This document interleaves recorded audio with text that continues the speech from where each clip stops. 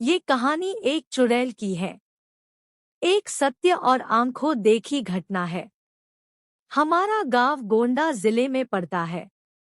यह उस समय की बात है जब गांव में 18 से 19 साल की उम्र में सब लड़कों की शादी हो जाती थी।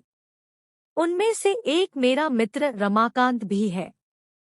उसकी शादी 3 साल पहले हो चुकी थी और अब उसका गौना भी आ गया था।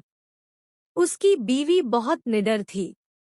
इसको मैं निडर इसलिए बता रही हूँ कि उसकी निडरता एक दिन बहुत भारी पड़ गई थी। 3 से 4 साल पहले तक गांव की अधिकतर औरतें सुबह सुबह उठकर लोटा लेकर नित्य क्रिया के लिए कोई खेत में तो कोई खुले मैदान में जाती थी। वो भी जब गांव के पुरुष लोग सो रहे हो तब जाती थी। कुछ दिन बीत गया तो अब रमाकांत को एक सुंदर सी बेटी हुई। बेटी अभी 8 महीने की थी। उस समय उसकी बीवी सुबह सुबह अकेले उठकर खेत में चली गई और अपने सासू माँ को या फिर अपनी जेठानी को भी नहीं जगाया। वह अकेले ही चली गई क्योंकि वह तो बहुत निडर थी। लेकिन उस समय वह ना तो हाथ में चक्कू और ना ही माचिस लिया। जिस घर को बच्चा पैदा होता है उसके 1 साल तक उस घर की औरत को बाहर अकेले नहीं भेजा जाता, वह भी सुबह सुबह बिना किसी को साथ लिए, क्योंकि उस औरत पे भूत प्रेत इन लोगों का साया जल्दी पड़ता है। लेकिन वह अकेले गई थी। तभी वहां बेल का पेड़ लगा था।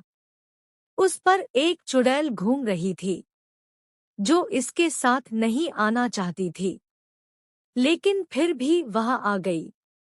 जब रमाकांत की औरत खेत से आई तो लौटा फेंककर पलंग पर बैठकर गाना गाने लगी। बगल में ही खाट पर लेटी हुई उसकी बच्ची जोर जोर से रो रही थी, लेकिन वह तो गाने में व्यस्त थी, इसीलिए उसे सुनाई नहीं दिया। इतना देखकर रमाकांत चिल्लाने लगा कि बेटी को उठाओ, क्या तुम्हें सुनाई नहीं दे रहा है कि वह रो रही है? फिर भी बीवी ने जवाब नहीं दिया। तब तक रमाकांत की भाभी आ गई और वह समझ गई कि यह कौन है और रमाकांत को इशारा किया कि जाओ दादाजी को बुला लाओ। इतना सुनते ही रमाकांत समझ गया कि मेरी बीवी के ऊपर कोई चुड़ैल का साया है। तभी भाभी ने दादाजी का नाम लिया। तब तो रमाकांत पलंग पर बैठकर दादागिरी झाड़ने लगा और बोला कि तुम कौन हो? यहाँ पर क्यों आई हो? क्या तुम मुझसे शादी करना चाहती हो?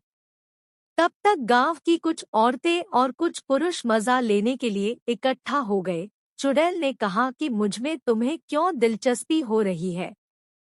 क्यों मुझसे शादी करने के लिए आतुर हो? तो रमाकांत झट से बोला कि मैं कुछ काम धंधा तो करता नहीं, लेकिन अगर तुम साथ रहोगी तो धन दौलत लाती रहोगी। चुड़ैल ने हंसकर बोला, ऐसा कुछ नहीं होता।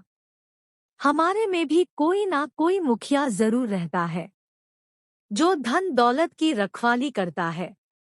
तुम चाहो तो हमारी दुनिया में चलो, तब मैं तुम्हें सब कुछ दूंगी, पर अभी नहीं क्योंकि तुम जीवित हो।